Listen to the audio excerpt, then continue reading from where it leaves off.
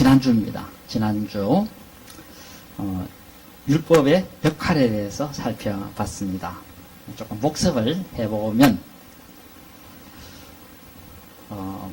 하나님께서는 도덕적인 기준에 어긋나서 나쁜 것이 무엇인가 하는 것을 깨닫게 하려는 것 때문에 사람에게 법을 주셨다 그랬습니다.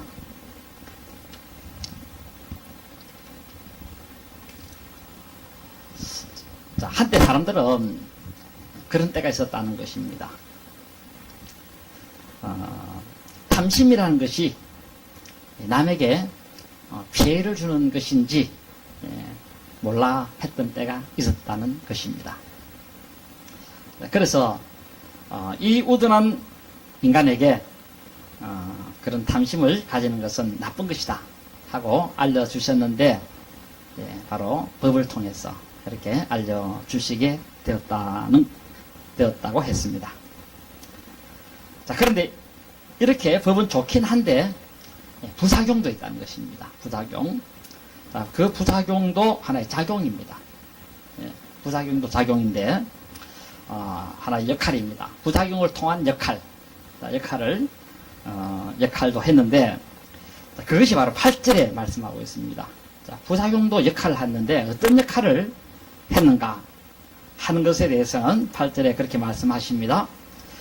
죄가 기회를 타서 계명으로 말미암아 내 속에서 온갖 탐심을 이루게 하는 그런 역할을 했다 하고 말씀하고 있습니다. 썩 좋은 역할은 아니지만은 그렇다 해가지고 이 역할도 아주 우리 인간으로 하여금 그런 하나의 교훈을 또 주기도 합니다. 그래서 율법의 이 부작용은 뭐냐? 죄가 기회를 타게 하는 역할을 한다는 것입니다. 자, 여기 기회를 탄다 하는 이 단어는 두 가지 내용을 가지고 있습니다. 우리 번역에는 한 가지만 번역을 해 놓았습니다. 기회를 탄다. 바로 하나님의 법은 사람에게 기회를 타게 하는 그런 역할을 한다는 것입니다. 이것의 신뢰는 뭐냐면 이런 것이다 보면 되겠습니다. 이런 것. 하나님의 계명에 보면 간음하지 말라 하는 그런 계명이 있습니다. 간음하지 말라. 이 간음하지 말라는 내용 중에는 쫓게는 근친상간 그런 하나의 규정이 있습니다. 레위기 18장 거기 또 20장 거기 보면 간음이 무엇인지 그 간음 중에는 이제 하나의 그 근친상간 이게 이제 들어 있기도 한데 여러분들은 다 이 시간 어른들이니까 이해하고 들으시면 되겠습니다. 레위기 18장 6절에 보면 하나님께서 말씀하시기를 각 사람은 자기의 살부치를 가까이 하여 그의 하체를 범하지 말라 나는 여호와니라 하고 지시를 하셨습니다. 자, 여기 살부치 18장 6절에 나오죠. 살부치를 가까이 하지 마라 그랬는데 요 살부치는 누구냐 할 때 그것은 가까운 하나의 친척 그걸 두고 말합니다. 두고 말하는데 이런 사람들과 성추행이나 또 성행위를 해서는 안 된다 하고 금하고 있습니다. 자, 여기 살부치라는 것은 두 가지 큰 의미가 있습니다. 두 가지 큰 하나의 그 물이라고 할 수 있는데 그 첫 번째는 이 히브리 말로는 셰르 바살 여기 복합 용어입니다. 복합 용어인데 요 셰르라는 요 용어는 혈육을 말합니다. 혈육. 우리 그 한글 번역에는 그냥 살부치 이래 하고 말았는데 요 히브리 말로는 복합 용어로서 살부치. 그 살부치가 이제 셰르 그다음 바살. 자, 이 세르라는 말은 혈육을 말합니다. 혈육. 그 의미는 조상으로부터 나온 친족을 말합니다. 쉽게 말해서 같은 핏줄. 알겠죠? 같은 핏줄. 자, 그 다음에 바살이라는 의미는 지친을 말합니다. 지친. 가까이 알고 있는 사람들. 그런 하나의 의미가 바로 바살이라는 그런 의미입니다. 그래, 이 이 가까운 그런 하나 지친, 그러니까 혈육, 이 두 개를 합쳐가지고 우리 번역에는 살부치, 이렇게 번역을 했다는 것입니다. 예를 들면, 이제 가까운 지친이라 할 때는 초형, 처제, 체남댁, 이런 사람들이 이제 지친에 속한다. 이래 보시면 되겠습니다. 이런 사람하고 성관계 하지 마라 하고 지시를 하고 있습니다. 여기 이제 18장 7절이고, 그 다음에, 그런데 하나님께서는 혹시 신족이나 혹은 지친 중에서 누군가, 이게 누군지 이걸 잘 모를까 싶어가지고, 그래서 아주 세부적으로 설명을 쭉 해 놓으셨습니다. 네, 세부적으로 설명해 놓으셨는데, 거기에 내용이 18장 7절이 쭉 나오는데, 자, 거기 18장 7절에 보면, 자기 친어머니하고 성추행한다든지, 그 다음에 성관계를 맺으면 안 된다. 이렇게 이제 말씀하시고 있습니다. 거기 보면, 내 어머니의 하체는 곧 내 아버지의 하체이니, 너는 범하지 말라. 그런 내 어머니인즉, 너는 그의 하체를 범하지 말지니라. 그랬습니다. 여기 어머니는 친어머니를 두고 말합니다. 친어머니. 그리고 여기 하체라는 이 단어, 여기 하체라는 이 단어는 히브리 말로 가라 에르바라는 단어인데, 이 가라라는 히브리 동사는 금지된 성행위를 두고 말합니다. 금지된 성행위를 두고 말한다. 그래서 이것이 레위기에 보면 무려 24번 사용하는 단어이기도 한데, 여기 가라라는 이 단어의 의미는 뭐냐 하면 부끄러운 것을 벗기다 한 그런 의미를 갖고 있습니다. 그러니까 부끄러운 것을 벗기다는 여기서부터 성행위가 나왔다 이렇게 이제 보시면 되겠습니다. 그리고 가라도 하지 말아야 되지만 에르바도 하지 마라 그렇게 하고 있습니다. 에르바라는 것은 벌거벗기다 하는 그런 뜻인데, 내 어머니의 옷을 벗기지 말라는 것입니다. 다른 말로 하면 그렇게 해서 성행위를 가져서는 안 된다. 그렇게 가져서는 안 된다고 금하고 있다는 것입니다. 여기 이제 친어머니하고입니다. 그 다음에 18장 8절에는 새엄마하고도 성행위를 하면 안 된다 하고 그렇게 금하고 있습니다. 18장 8절에 보면 내 아버지의 아내의 하체를 벌거벗겨서 성교하지 마라 그랬습니다. 여기 말하는 내 아버지 아내는 새엄마를 두고 말합니다. 새엄마. 자기를 낳은 그런 엄마는 아닙니다. 그냥 새엄마. 새로 들어온 하나 계모를 두고 말하겠죠. 자기 아버지가 살다가 본부는 죽고 새엄마를 얻었습니다. 그런데 이제 살다 보니까 자기 아버지 죽었습니다. 자기 새엄마만 남았습니다. 새엄마만 남았을 때 그 새어머니하고 그런 짓을 행해서는 안 된다 하고 하나님께서 말씀하고 있습니다. 왜? 이건 악이라는 것입니다. 나쁜 짓이라는 것입니다. 인간으로서 동물처럼 이렇게 되면 안 된다는 것입니다. 아마 고대에는 이런 짓을 하는 족속들이 있었던 걸로 봅니다. 그러니까 하나님께서 이렇게 또 계명을 주시기도 했다고 하겠습니다. 그다음 18장 8절에 보면, 이게 18장 8절이고, 자, 거기 보면 조금 더 설명을 드리면 그렇습니다. 자, 왜 그렇게 하면 안 되느냐 하면, 새엄마와의 그 성교를 하면 안 되는가 하면, 내 아버지 하체이기 때문에 그렇다는 것입니다. 내 아버지 하체. 이게, 하체라는 말은 히브리 말로 호르바라는 말인데, 내 아버지를 벌거벗기는 것과 같다 하는 뜻입니다. 새엄마의 하체를 드러내는 것은 내 아버지의 옷을 벌거벗기는 행위와 같아. 아버지의 옷을 하의를 한번 벌거벗겨 보세요. 그런 사람 없지만은, 그래서 그 수치를 드러내게 만드는 그런 아들이 있겠습니까? 아마 창피해서 아마 죽을 것입니다. 아들이 힘이 있다 해가지고 그 아버지에게 이렇게 창피를 주는 것은 안 될 것입니다. 그래서 이렇게 자기 아버지에게 그렇게 하지 않듯이 시험하게도 그렇게 하는 것은 그 아버지에게 그렇게 하는 것과 똑같다 하고 하나님께서 말씀하시고 있고, 그래서 그것이 악이고 나쁜 짓이라는 것입니다. 그렇게 하지 말라는 것입니다. 만약에 시험하게 그렇게 하는 것은 네 아버지를 욕먹이는 것이다. 옛날에 보면 그 압살롬이가 이런 하나의 계명을 범한 것이 있습니다. 다윗의 아들 압살롬이 이 압살롬이는 자기 시엄마들하고 시엄마들이 한 10명 정도 있었는데 10명 더 있겠죠. 근데 그 10명 정도 하고 이 압살롬이 하고 이런 못된 짓을 해서 자기 아버지를 아주 욕먹이고 아버지를 창피스럽게 만들고 수치스럽게 만들었다는 그런 역사 기록이 사무엘 하에 보면 나옵니다. 그 다음 뭔가 하면 레위기 18장 9절에는 친누나에게나 배다른 누이에게도 육체적 접촉을 하지 마라 금하고 있습니다. 그 9절을 읽어보면 너는 내 자매 곧 아버지의 딸이나 내 어머니의 딸이나 집에서나 다른 곳에서 출생하였음을 막론하고 그들의 하체를 범하지 말지니라 그랬습니다. 내 누나에게도 그렇게 하지 말고 그리고 배다른 누나가 있다 하더라도 그렇게 하지 말라. 그리고 그것이 집에서 길렀던 새엄마가 새로 새 부인으로 들어와서 같이 딸과 같이 들어왔다 하더라도 그런 성행위를 하면 안 된다 하고 그렇게 하나님이 지시를 하고 있습니다. 그리고 18장 10절에서는 내 손녀나 내 외손녀에게도 그런 행위를 해서는 안 된다 하고 하나님이 금하고 있습니다. 왜? 이들은 너의 하체이기 때문에 그렇다. 그렇게 말씀하고 있습니다.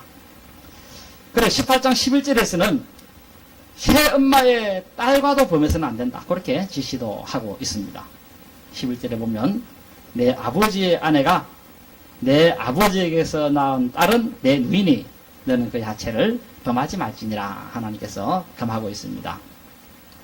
이게 바로 새엄마가 난 딸이 있다 할 때 그 새엄마의 딸과도 성관계를 맺어서는 안 된다 하고 하나님이 금하고 있습니다. 그리고 레위기 18장 12절에서는 네 고모하고도 하체를 범해서는 안 된다. 그렇게 또 지시도 하고 있습니다. 고모가 살붙이냐 그렇게 하는 사람 있을 수 있을까 싶어서 하나님이 이렇게 또 금하고 금한 것을 봅니다. 그 다음에 13절에서는 이모하고 하체를 범하지 마라. 하나님이 딱 그 선을 명확하게 그었다는 것입니다. 14절에서는 숙모하고 성행위를 해서도 안 된다. 그렇게 말씀하고 있습니다. 네가 왕이 됐다고 해서 권세를 가지고 있다 해서 돈이 많다고 해서 힘이 세다고 해서 고모, 이모, 숙모 데려다가 성행위를 해서는 안 될 것에 대해서 하나님이 지시를 했다는 것입니다. 그 다음에 18장 15절 조금 민망하지만 어른들이기 때문에 이런 법들은 한번 이런 법도 있구나 하고 이해를 하시면 되겠습니다. 18장 15절에 보면 며느리와 그런 짓을 하면 안 된다. 시아버지하고 들어붙어가지고 그런 경우도 또 없잖아? 아마 있었던 걸로 봅니다. 하나님이 그러니까 이렇게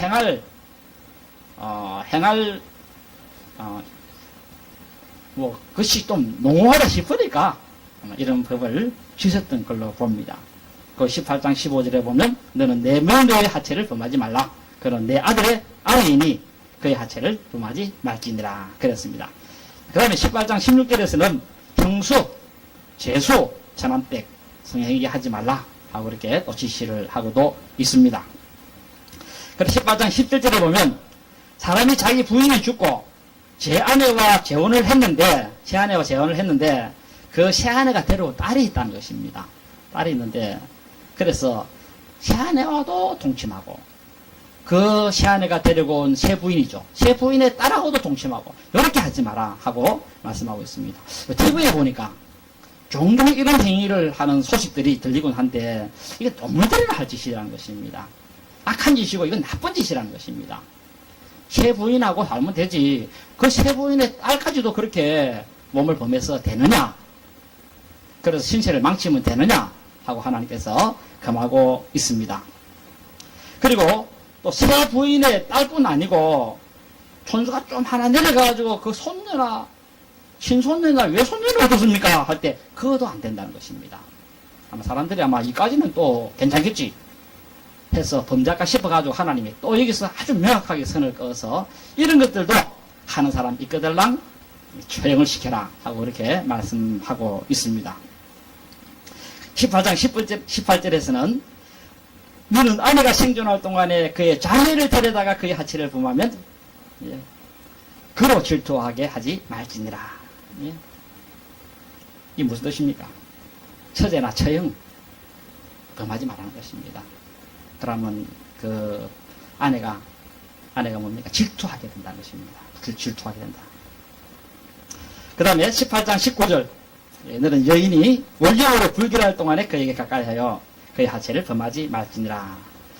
이렇게 하는 사람들은 사람의 신체를 파괴하는 행위라는 것입니다.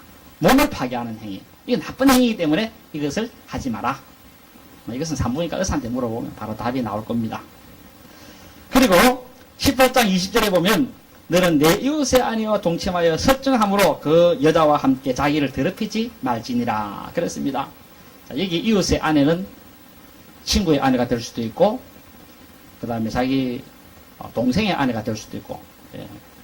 그러니까 사촌 동생, 육촌 동생, 뭐 동생들 있죠. 동생 아내가 될 수 있고, 그 다음에 친구 형님의 아내가 될 수도 있고, 이웃집 부인이 될 수도 있고, 그렇습니다. 이런 이웃 할머니도 될 수 있겠죠. 등등지. 그래서 남편 있는 이웃집 부인과도 동침하면 안 된다는 것입니다. 자, 그리고 이제 하나님께서는 20장 10절부터는 그렇게 행한 사람에 대한 처벌 기준이 나옵니다. 처벌 기준. 하나의 양형 기준을 하나님이 세워놨습니다. 누구든지 남의 아내와 간음하는 자, 곧 그의 이웃의 아내와 간음하는 자는 그 간부와 음부를 둘 다 반드시 죽일지니라. 그랬습니다. 둘 다 죽이라. 남자와 여자가 필요 없다. 하나님께서 그렇게 음명했습니다. 그 다음에 20장 11절에 누구든지 시엄마와 동침하는 자는 둘 다 반드시 죽이라. 이렇게 또 지시도 하고 있습니다. 그 다음에 레위기 20장 12절에는 누구든지 그의 며느리와 동침하거든 둘 다 반드시 죽이라 하고 지시를 하고 있습니다. 아마 이게 들어있었던 것 같아요. 그 당시에 몇천 년 전에는. 하나님 그러니까 둘 다 죽이라. 악을 끊어서 깨끗하게 사회를 만들어라. 그렇게 아마 지시를 하신 것으로 봅니다. 그 다음에 20장 13절에 누구든지 여인과 동침하듯이 남자와 동침하면 둘 다 가정한 일을 행함인즉 반드시 둘 다 죽이라. 그래 놓습니다. 동성애하는 인간들. 그 나쁜 짓이기 때문에 둘 다 사형시키라. 그렇게 말씀하고 있고, 그렇게 함으로써 다시는 그런 짓할 엄두를 내지 못하도록 그렇게 처형시키라 하고 말씀하고 있습니다. 그 다음에 레위기 20장 14절에 보면 누구든지 아내와 장모를 함께 데리고 살면, 이런 짓을 하는 행위도 있나 싶습니다만은, 아내와 장모를 같이 데리고 사는 거, 이것도 악행인즉 그 사람도 죽이고 장모도 죽이고 아내도 죽이고 셋 다 죽이라. 그렇게 명령을 하고 있습니다. 아마 이것을 본 사람들은 아마 몸서리 치셔가지고 다시는 그런 짓을 안 할 걸로 그렇게 봐지기도 합니다. 그리고 레위기 20장 15절에 보면 남자가 짐승과 교합하면 반드시 죽이고 너희는 그 짐승도 죽일 것이며, 그 다음에 20장 16절에는 여자도 짐승과 교합하면 여자도 죽이고 짐승도 같이 죽이라. 그래서 땅에서 악을 없애라고 하나님이 그렇게 지시를 하고 있습니다. 개와 못된 짓을 하는 둘 다 죽이라는 것입니다. 개도 죽이고 사람도 죽이고. 자, 이생과 같이 사람들이 이 근친상간의 한계가 뭔가 하는 것에 대해서 잘 모를까 싶어가지고 하나님이 아주 상세하게 그렇게 규정을 정해 주신 것을 봅니다. 그 사람들이 이게 간음인지 간음 아닌지, 근친상간인지 근친상간 아닌지 잘 몰라가지고, 그래갖고 법을 범해서 불행하게 될까 싶어가지고 하나님이 아주 엄격하게 그렇게 지시를 했다는 것입니다. 그런데 이런 법을 읽을 때 이 죄란 놈이 사람의 생각에 딱 역사를 해가지고 탐심을 품게 만드는 그런 부작용이 생길 수 있다 하고 그렇게 말씀하고 있습니다. 그것도 하나 역할입니다. 부작용도 역할이니까.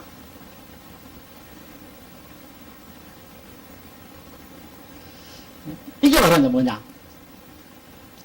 죄가 기회를 타서 계명으로 말미암아 온갖 속에서 탐심을 이루었다 하는 그 내용이라고 할 수 있겠습니다.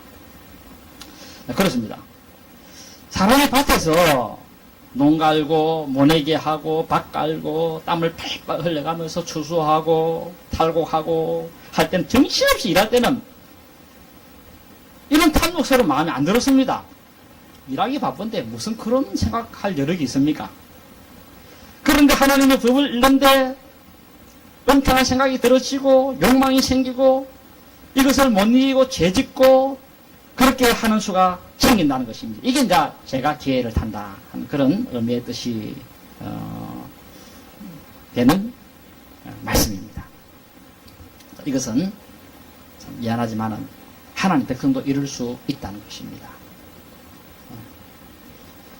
왜 하나님 백성에도 이런 일이 발생할 수 있는가 할 때 그것은 기독교인들도 육신을 가지고 있기 때문에 그렇다라는 것입니다.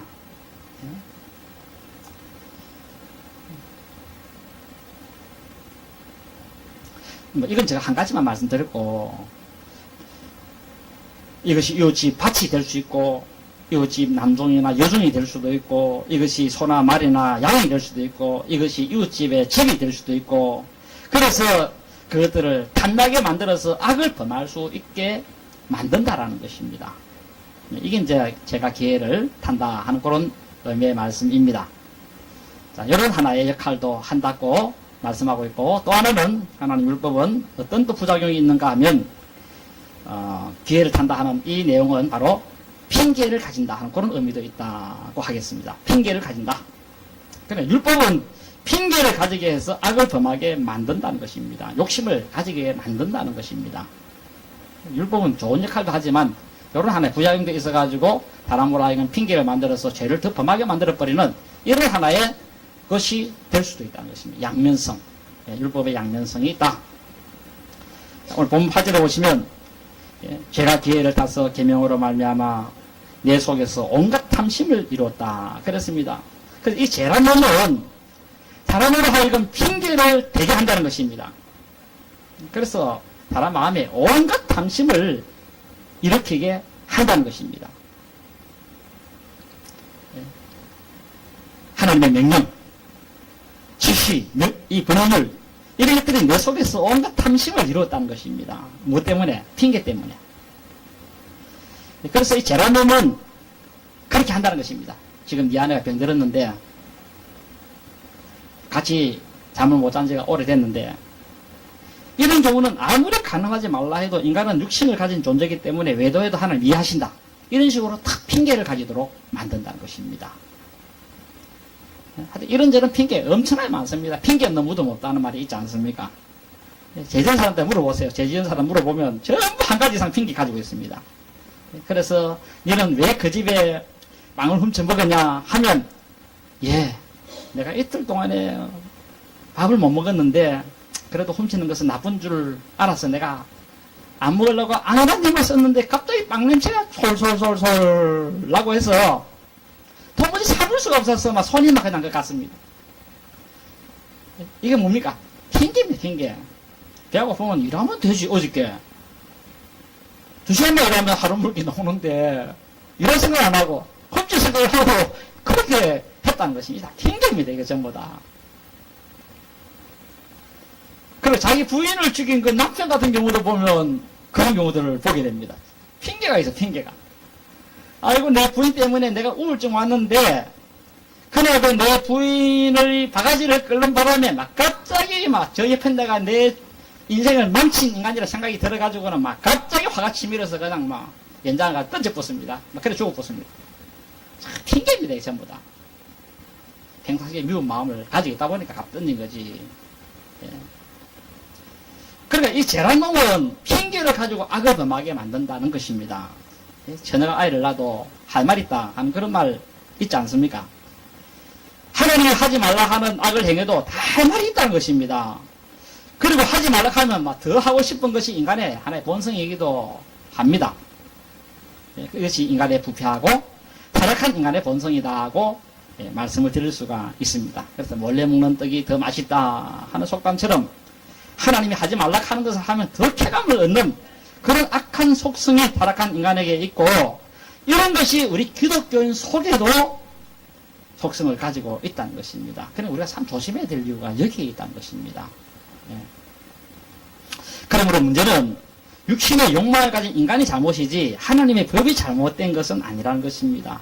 내 속에 있는 이 죄란 놈이 핑계를 만들어 놓고는 바각대도 사람들에게 이런 말을 하면 사람들이 이해해 줄 거야. 이런 계산을 점 쫙 깔아놓고 각본 딱 잡아놓고 그리고 하나님 하지 말라 하는 법 하지 말라 하지만 나는 어쩔 수 없이 했다 하면서 악을 탁 범한다라는 것입니다. 자, 그러므로 율법이 악한 것이 아니고 사람 속에 일하는 악한 육신의 문제라는 것입니다. 예. 바로 믿는 사람도 이 죄가 바로 육신 속에서 일할 수 있다는 사실을 우리가 염두에 잘 둘 수 있어야 될 것입니다. 그래서 육신은 그렇습니다. 사람의 육신은 몸이 그렇다는 말은 아닙니다. 육신하고 몸하고 잘 이해 잘해야 됩니다. 자, 육신은 언제나 악한 일을 하고 나쁜 짓을 행하는 우리 속에 있는 하나의 이런 하나의 인격체를 두고 말합니다. 바울이 말하는 육신은 그렇습니다. 몸은 착한 일도 할 수 있고 나쁜 일도 할 수 있고 두 가지 이제 중립적인 입장이고 육신은 언제나 나쁜 일만 행하는 그런 하나의 요소를 두고서 육신이라 그럽니다. 그래서 이 사람의 육신은 아주 악해서 하지 말라 하면 더 하고 싶어 하고 그리고 해라 하면 하지 않는 그리고 하지 말라 하면 막 그때부터는 반쯤 미치고 미쳐버리는 그래서 못 견디고 행해버리는 그런 식이 되고 많다는 것입니다. 자, 그리고 여기 이제 대표적인 경우가 신약에 보면 간음 현장 중에 잡힌 여인입니다. 이 여인은 발각되면 죽는 줄 알았습니다. 그런데 미쳐버리니까 죽는 줄 알면서도 그 짓을 했다는 것입니다. 자, 그래서 악을 행하는 사람 보시면 나쁜 짓을 하는 사람 보시면 나는 이러니 하나님의 법을 범하지 않을 수 없다 하고 핑계거리를 다 갖고 있다는 것입니다. 살인자들 보세요. 다 논리를 갖고 살인을 행하는 것을 보게 됩니다. 제아벌에 나오는 그 주인공 라스콜리니코프라는 사람이 있는데 러시아 사람이죠. 이 사람도 물론 소설속에 등장하는 인물입니다. 근데 이 사람도 전당포 운영하는 그 노파를 죽일 때 저런 노파는 기생충이다. 저리 고리대금하는 저런 사람을 죽여야 된다. 근데 신은 정작 그 노파에 대한 그런 중의감도 있었지만은 그 노파가 가지고 있는 그 재물을 빼앗을 욕심이 있었습니다. 근데 그 빼앗으려고 하는 그 욕심을 이루는 과정에서 저 노파는 죽여야 된다고 하는 그 논리를 딱 세운 것입니다. 저런 노파는 사람 피를 빨아먹는 사람이다. 그걸 죽여야 된다. 죽여놓고 자기는 그 전당포에 있는 재물을 탈취해서 나와버립니다. 이게 이제 라스콜리니코프가 한 짓입니다. 짓인데 사람은 다 그렇다는 것입니다.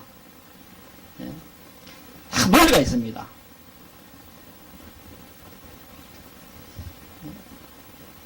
왜 죽였나? 다 핑계 있더라 아닙니까? 그 법정에서 왜 죽였나? 네 부인 죽이려고 너무나도 내가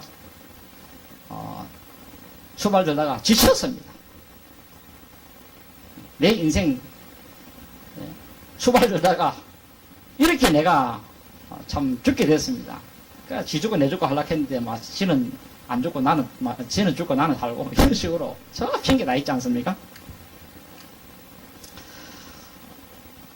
자, 그러면서 이제 제가 기회를 타서 계명으로 말미암아 내 속에 온갖 탐심을 잃었다 그랬습니다. 자, 여기 그러면서 이제 그 유는 율법이 없으면 죄가 죽은 것이기 때문에 그렇다. 그렇게 말씀하고 있습니다. 그 8절 마지막 하반절입니다. 이 8절 하반절에 보면 율법이 없으면 죄가 죽은 것입니다. 이 의미는 뭐냐면 법이 없이는 죄가 나타나지 않는다. 그런 의미라고 하겠습니다. 법이 없이는 죄가 나타나지 않는다. 법이 있기 때문에 죄가 나타난다 라는 것입니다. 그러니 법이 죄를 나타나게 하니까 법은 악한 것이 아니라는 것입니다. 법은 아주 좋은 것이라는 것입니다. 왜? 법은 악한 것을 드러내 주니까 아주 유용하다라는 것입니다.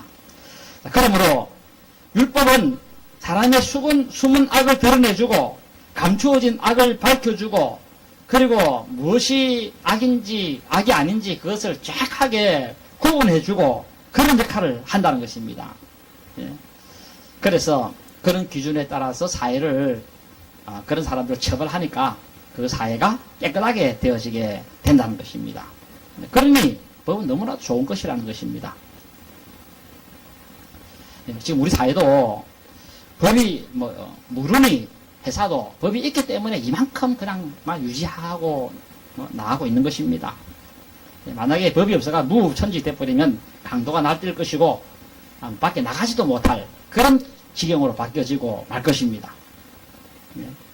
그러니 법은 좋은 것이라는 것입니다. 하나님 법도 마찬가지입니다. 하나님 법도 이렇게 마음속에 있는 악을 드러내주고 악을 구분해주고 악을 알려주고 악을 밝혀주고 그래 처벌을 해서 사회가 깨끗하고 국가가 질서가 유지되고 사람의 마음도 깨끗하게 만들어주고 그런 역할을 한다는 것입니다. 그러면서 바울 사도가 9절에 뭐라 합니까? 9절에 보면 그러면서 바울 사도는 9절에 이렇게 말합니다. 전에 내가 율법을 깨닫지 못하고 있을 때는 내가 살았더니 계명이 이름에 죄는 살아나고 나는 죽었도다. 그랬습니다. 여기 전에 내가 이전에 하는 그런 뜻이 되겠습니다. 요 9절은 제가 조금 더 준비를 했지만은 9절은 다음 주에 여러분들 한번 이 말씀을 좀 전하도록 그렇게 하겠습니다.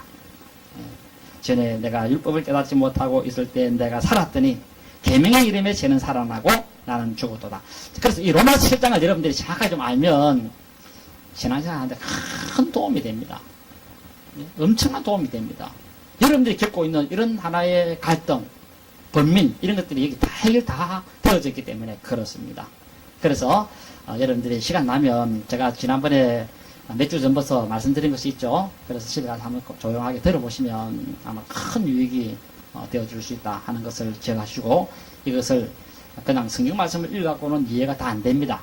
안 되고 해설을 들어야 됩니다. 해석을 들어야 이것이 이런 뜻으로 말씀했구나.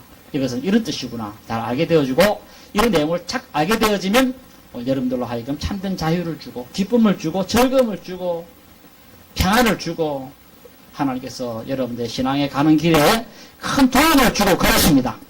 잘 아시기 바랍니다. 그냥 하나님이 목사를 아무렇게 세워놓는 것은 아니고 여러분들에게 가는 이 길에 어려움이나 힘든 일이 없도록 그냥 돌부리에 넘어지면 거기 자빠져가지고 끝나버리는 그것이 아니라 거기서 다시 일어서서 새롭게 또 길을 갈 수 있도록 만들어주는 것이 성경 해석을 통해서 주는 목사님의 그런 하나의 역할이다. 이래 보시고 여러분들이 이 말씀을 잘 기억하시고 이 말씀을 따라서 잘 따라 나가는 여러분 되시기를 바랍니다.